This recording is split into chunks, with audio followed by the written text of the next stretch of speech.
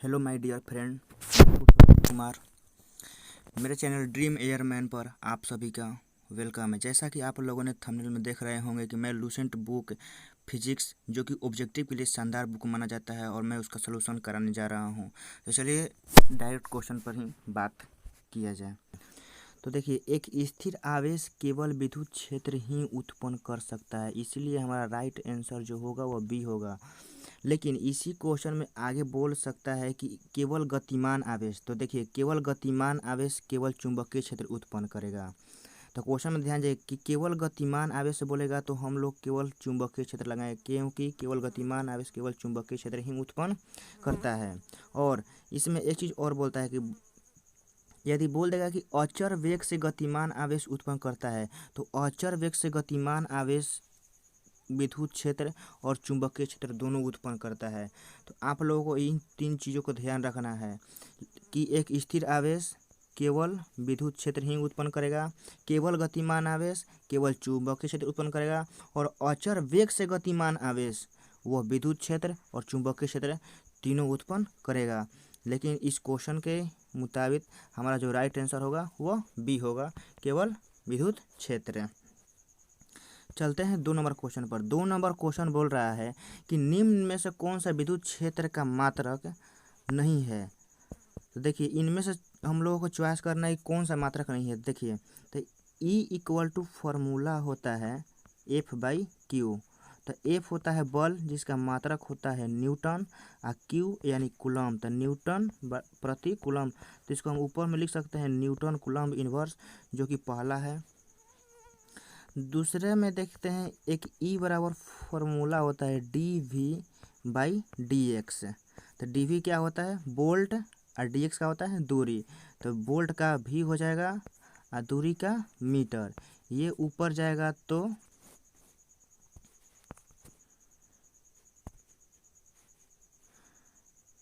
ये ऊपर जाएगा तो वोल्ट मीटर इनवर्स, यानी हमारा सी भी मिल रहा है। और बचा बी और डी। तो देखते हैं दोनों में से कौन होगा। तो देखिए, ई इक्वल टू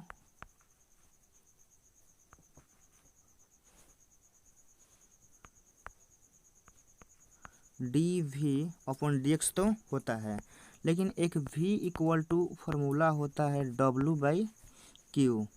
तो हम इस v के फॉर्मूला को यहाँ बैठाएंगे, तो W/Q इंटू यहाँ dx है, तो हम इसको x लिख दे रहे हैं। तो W क्या है? कार्ज का क्या होता है? जूल। आवेश का कूलम्ब, दूरी का मीटर। तो इसको हम लिखेंगे जूल। कूलम्ब ऊपर जाएगा तो क्या हो जाएगा? Coulomb inverse. मीटर ऊपर जाएगा तो क्या होगा? मीटर इन्वर्स, यानी जूल, कूलम्ब इन्वर्स और मीटर इन्वर्स। देखिए कि हमारा डी में भी मिल रहा है कि joule, coulomb inverse, metre inverse, यानी हमारा तीनों मात्रक है, जो कि बी नहीं है। तो हमारा बी राइट आंसर हो जाएगा। तो चलते हैं अगले क्वेश्चन पर। अगला क्वेश्चन हमारा यह है कि कह रहा है कि विद्युत क्षेत्र की तीव्रता का SI मात्रक है। तो इसमें पूछा है कि विद्युत क्षेत्र का तीव्रता का मात्रक कौन सा है। तो अभी मैंने फॉर्मूला लिखा था कि E equal to F/Q। F क्या है? बल। तो बल का मात्रक क्या होता है? न्यूटन। आवेश का कूलम्ब, तो न्यूटन प्रति कूलम्ब, जो कि हमारा ऑप्शन बी में ही मिल गया। फोर्थ क्वेश्चन में कह रहा है कि SI पद्धति में एप्सिलॉन नॉट का मात्रक होता है। तो एप्सिलॉन नॉट को तो पहले आप लोगों को मालूम होना चाहिए कि किस फॉर्मूला में आता है। तो देखिए, F equal to 1/4 epsilon not into Q1 into Q2/R²। तो हमारा यहाँ मात्रक पूछा है, तो मात्रक में ये 1/4 इसका कोई काम नहीं है, क्योंकि ये अचर राशि है। अचर राशि का मात्रक नहीं होता है। तो देखिए, तो हमारा क्या बचा कि F इक्वल टू 1/एप्सिलॉन naught into Q1 into Q2/R²। हमको क्या पूछा है? एप्सिलॉन नॉट का मात्रक पूछा है। तो हम एप्सिलॉन नॉट को इस साइड मल्टीपल कर देंगे और F को इधर कर देंगे।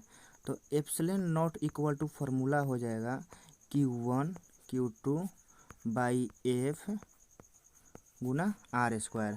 तो Q1 क्या है, आवेश, आवेश का मात्रा क्या होता है, कूलम्ब। Q2 भी क्या होता है, आवेश, आवेश का मतलब कूलम्ब। बल का न्यूटन, आर का है दूरी, दूरी का मीटर स्क्वायर। तो हम इसको ऐसे लिख सकते हैं, कूलम्ब, कूलम्ब कितना जाएगा, कूलम्ब स्क्वायर। न्यूटन ऊपर जाएगा तो न्यूटन इन्वर्स, मीटर ऊपर, मीटर स्क्वायर ऊपर जाएगा तो मीटर इन्वर्स 2, जो कि हमारा फर्स्ट ऑप्शन में मिल रहा है। देखिए 4 तक हो गया। 5 में कह रहा है कि विद्युत आवेशों के बीच लगने वाला बल दिया जाता है। तो आप लोग इसको तो जानते हैं कि विद्युत आवेशों के बल जो होता है वो कूलम्ब ने दिया था, तो इसीलिए हम कूलम्ब का नियम कहते हैं। 6 में पूछ रहा है कि इलेक्ट्रॉन पर आवेश होता है। तो इलेक्ट्रॉन पर आवेश होता है 1.6 गुना 10 के पावर माइनस 19 कूलम्ब, यही होता है, जो कि हमारा डी में है। 6 चलिए 7 में बोल रहा है कि किसी विद्युत रोधी माध्यम का परावर्तनांक एप्सिलॉन आर हो सकता है। तो विद्युत रोधी उसे कहते हैं जिसमें करंट प्रवाहित नहीं होता है, तो उसके लिए एप्सिलॉन आर का मान 5 होता है। 8 में कह रहा है कि धातुओं का परावर्तनांक होता है। तो धातुओं का परावर्तनांक आप लोगों ने याद किया होगा, अनंत होता है, तो हमारा राइट आंसर डी हो जाएगा। 9 नंबर में कह रहा है कि 9 नंबर सबसे अच्छा क्वेश्चन है। कह रहा है कि एक प्रोटॉन तथा एक इलेक्ट्रॉन एक समान विद्युत क्षेत्र में स्थित हैं। यानी मान लीजिए कि ये इलेक्ट्रिक फील्ड लाइन है, इसमें जो कि एक समान है। तो कह रहा है कि इसमें एक प्रोटॉन और इसमें एक इलेक्ट्रॉन स्थित है। तो देखिए इलेक्ट्रॉन का जो चिन्ह होता है वो क्या होता है, माइनस, अब प्रोटॉन का क्या होता है, प्लस। ध्यान समझिएगा। तो इसमें कह रहा है कि पहले फर्स्ट ऑप्शन को देखते हैं। कह रहा है कि उन पर लगने वाले विद्युत बल बराबर होंगे। देखिए बल जो होता है वह सदिश राशि होता है। इसमें डायरेक्शन का मतलब होता है कि डायरेक्शन अलग होगा तो वह बल बराबर नहीं होगा। तो देखिए तो F इक्वल टू फार्मूला होता है Q1 Q2 बाई, एक मिनट,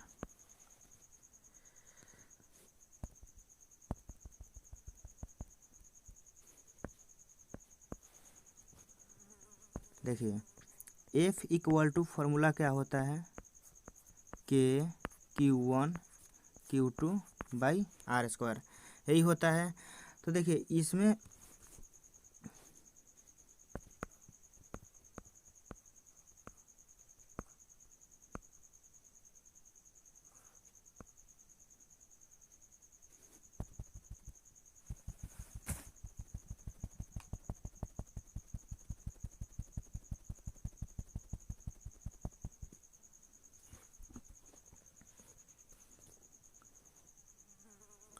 नौ नंबर देखिए एक समान विद्युत क्षेत्र में रखा हुआ है और इसमें कह रहा है कि इलेक्ट्रॉन, तो इलेक्ट्रॉन का जो सिंबल होता है वो होता है माइनस, प्रोटॉन का जो सिंबल होता है प्लस। तो इन्हीं चिन्ह के कारण इन लोगों का डायरेक्शन अलग अलग हो जाएगा। तो अलग अलग डायरेक्शन होने के कारण उन पर बल भी सेम नहीं लगेगा, बल भी क्या लगेगा, अलग अलग लगेगा। बी नंबर में बोल रहा है कि उन पर लगने वाले बलों, बी पर बोल रहा है कि उन पर लगने वाले बलों का परिमाण सेम होगा। बी नंबर में बोल रहा है कि उन पर लगने वाले बलों का परिमाण बराबर होगा। हाँ देखिए ये जो है एक्यूरेट एकदम राइट आंसर है, क्योंकि बल ये बोल रहा है कि परिमाण, इसको डायरेक्शन से मतलब नहीं है कि कौन किधर जा रहा है, बोल रहा है कि परिमाण, परिमाण में सेम जाएगा, तो इसीलिए हमारा राइट आंसर जो होगा वो बी होगा। सी में बोल रहा है कि त्वरण बराबर, त्वरण भी सदिश राशि होता है, इसी कारण ये भी बराबर नहीं। फिर इसमें बोल रहा है कि उनका त्वरण का परिमाण बराबर होगा, त्वरण का परिमाण भी बराबर नहीं है, क्योंकि इलेक्ट्रॉन का मास और प्रोटॉन का मास ये दोनों जो होते हैं वो सेम नहीं होते हैं, इसी कारण इनका त्वरण का परिमाण भी बराबर नहीं होगा। तो इसीलिए हमारा जो राइट आंसर होगा वो बी होगा। 10 में कह रहा है कि विद्युत क्षेत्र में प्रवेश करने वाले एक इलेक्ट्रॉन का प्रारंभिक वेग विद्युत क्षेत्र के भिन्न दिशा में है, तो विद्युत क्षेत्र में इलेक्ट्रॉन का पथ होगा। देखिए जब भी विद्युत क्षेत्र की लाइन, मान लीजिए कि ऐसे जा रही है।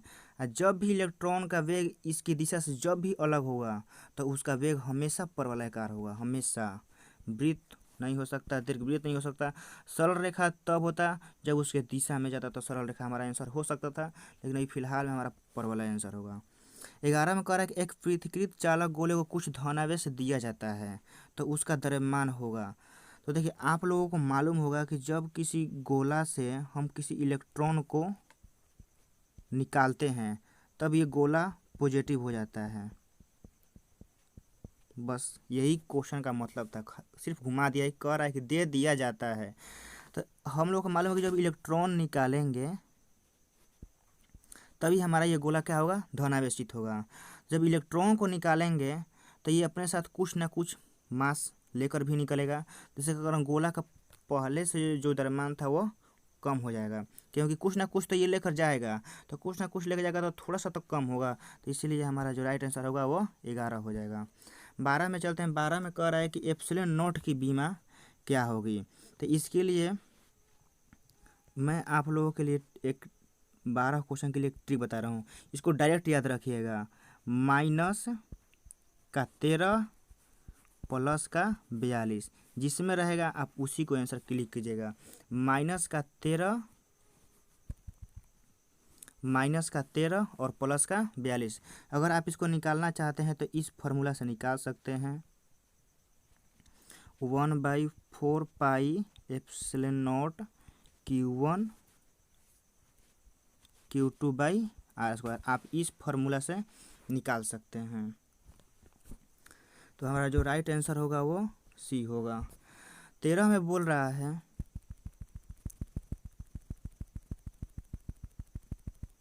13 में बोल रहा है कि 1/4 पाई एप्सिलॉन नॉट बराबर होता है।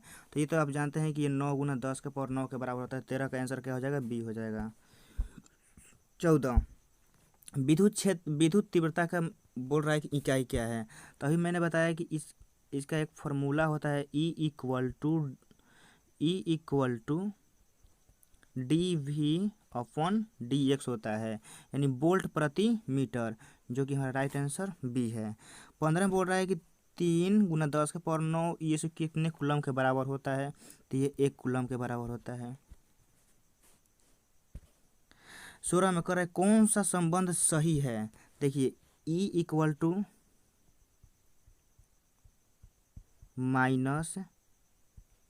-dV/dx, यही रिलेशन जो होता है सही होता है, तो हमारा सी हो जाएगा।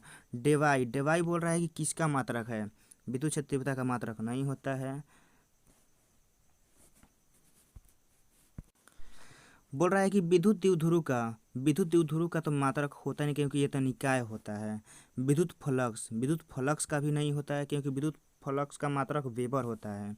और विद्युत द्विध्रुव आघूर्ण का मात्रक डेवाई होता है, क्योंकि हमारा राइट आंसर डी होगा। 18 बोल रहा है कि जब कोई इलेक्ट्रॉन किसी विद्युत क्षेत्र में विद्युत क्षेत्र की दिशा में प्रवेश करता है, ये पॉइंट जो कर रहा है कि जब कोई इलेक्ट्रॉन किसी विद्युत क्षेत्र में विद्युत क्षेत्र की दिशा में, ये पॉइंट जो विद्युत क्षेत्र की दिशा में प्रवेश करता है तो उसका वेग क्या होगा। तो देखिए, जब भी विद्युत क्षेत्र लाइन ऐसे है और इलेक्ट्रॉन इसके दिशा में प्रवेश कर रहा है, तो देखिए आप एक फॉर्मूला पढ़े होंगे E = F/Q। तो F = क्या हो जाएगा, EQ हो जाएगा। अब देखिए, ये जगह यदि Q का चिन्ह प्लस होगा तो ये दोनों सेम डायरेक्शन में होंगे। यदि Q का चिन्ह माइनस हो जाएगा तो देखिए F Q × E, आप वेक्टर पढ़े होंगे। यदि यहाँ चिन्ह प्लस आता है तो ये दोनों सेम डायरेक्शन में होते हैं, यदि यहाँ चिन्ह माइनस आता है तो दोनों विपरीत दिशा में होते हैं। तो हमारा बोला है चार्ज, वो बोला है इलेक्ट्रॉन। हमारा चार्ज क्या बोला है, इलेक्ट्रॉन। तो इलेक्ट्रॉन पर हम लोग जानते हैं कि माइनस चार्ज होता है। तो माइनस चार्ज होने के कारण बल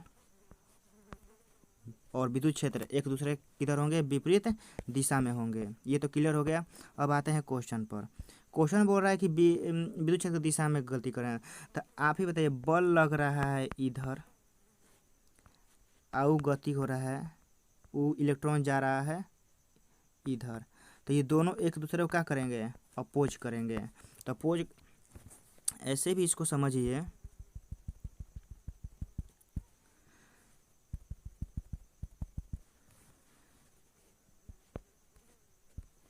कि विद्युत क्षेत्र लाइन ऐसे है, इस दिशा में है, ठीक है, विद्युत क्षेत्र इस दिशा में है।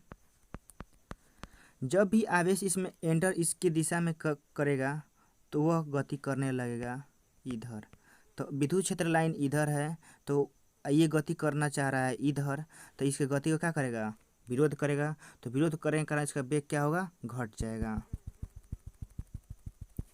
तो यहाँ आंसर क्या हो जाएगा, घट जाएगा। तो जो हमारा आंसर होगा यहाँ पे, इसका वेग क्या होगा, घटता है। हमारा आंसर हो जाएगा 18 का, कि घटता है।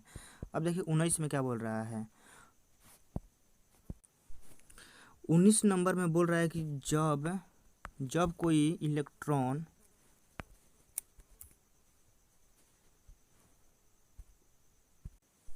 उन्नीस नंबर में बोल रहा है कि जब कोई इलेक्ट्रॉन किसी विद्युत क्षेत्र की दिशा में प्रवेश करता है तो उसका पथ, मैंने पीछे ही बताया कि जब इलेक्ट्रॉन किसी विद्युत क्षेत्र की दिशा में जाएगा तो उसका जो पथ होगा वह सरल रेखा होगा, सरल रेखा।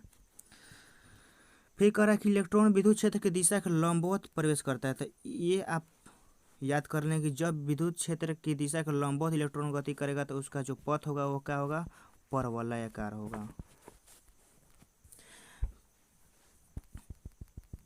चलते हैं 20 नंबर। 20 नंबर सबसे इम्पोर्टेंट क्वेश्चन है, देखिए कैसे इसको बनाएंगे। कह रहा है कि यदि आवेश और विद्युत क्षेत्र समान हो तो आवेश में उत्पन्न त्वरण द्रव्यमान के क्या होगा, पूछ रहा है। तो इसमें आपको एक ऐसा फॉर्मूला लिखना होगा जिसमें आवेश और विद्युत क्षेत्र का हो, समान हो, और वो भी आना चाहिए। हम लोग जानते हैं कि E इक्वल टू एक फॉर्मूला होता है F/Q। F बराबर आप जानते होंगे, फर्स्ट पढ़े होंगे अच्छे से, तो F बराबर ma होता है, Q यानी हम लोगों का E इक्वल टू क्या मिला,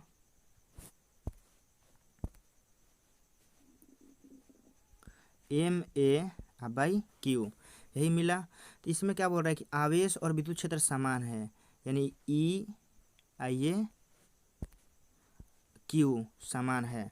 तो E Q समान है, तो हमारा इससे रिजल्ट क्या मिला कि जो ma है वह क्या हो गया, कांस्टेंट, वह क्या हो गया, कांस्टेंट हो गया। तो m एक कांस्टेंट हो गया। तो इसमें पूछ रहा है कि उत्पन्न त्वरण द्रव्यमान के,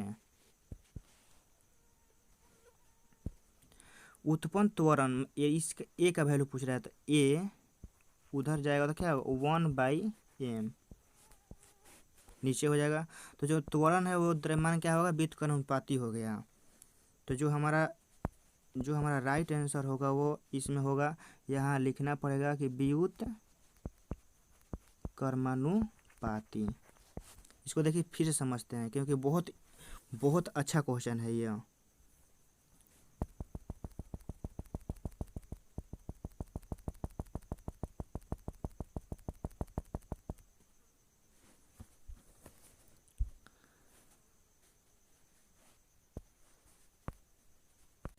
बीस नंबर क्वेश्चन फिर से देखते हैं। कह रहा है कि आवेश और विद्युत क्षेत्र समान है तो आवेश में उत्पन्न त्वरण द्रव्यमान के होगा। तो देखिए E इक्वल टू फॉर्मूला होता है F/Q होता है, F का वैल्यू होता है ma, नीचे हो जाएगा Q, यानी हम लोगों का वैल्यू मिला E इक्वल टू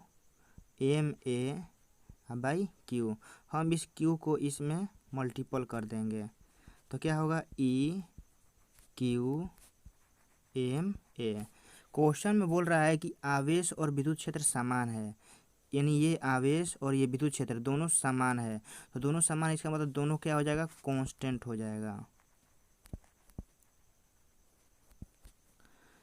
यानी ma इक्वल टू क्या हो गया, कांस्टेंट। तो A क्या हो जाएगा, ए आएगा तो नीचे आ जाएगा 1/m। तो जब ये 1/m होता है ना तो इसको हम व्युत्क्रमानुपाती बोलते हैं। यानी जो हमारा उत्पन्न त्वरण है वो द्रव्यमान क्या है, व्युत्क्रमानुपाती है।